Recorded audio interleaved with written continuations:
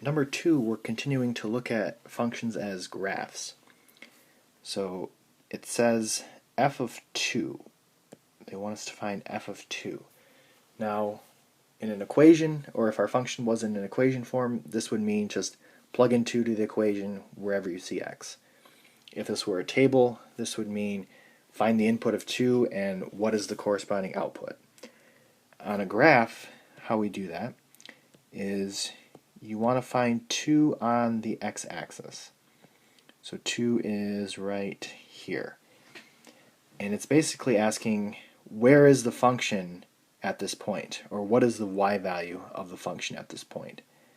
So if I go down to the function, it's down here at -3. So my answer, I want to report the y value. I want to report the -3. F of 0, that means you want to find 0 on the number line, on the x-axis. It's right here. And where is the function at this point? Or what is the y value of the function at this point? So if you go up, the function is up here at 1. So you're always reporting the y value. F of 1 is right here. So you're finding 1 on the x-axis. And the function is down here at -1. So I'm reporting the y value. Now for the last part, I'm actually not reporting the y value. This is kind of the opposite. It says for what values of x is f of x equal to -3. So when they say f of x is equal to -3, that's another way of saying that y is equal to -3.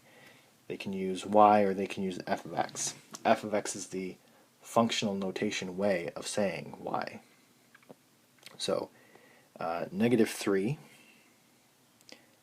that is, if I draw a line all the way through here, that's -3. So I want this point and this point. So if x is equal to -2, and if x is equal to +2. So it's kind of backwards of what the other ones were asking. So they're giving you the y value, and they want to know what x values would you have to plug in to achieve that y value, to get that y value.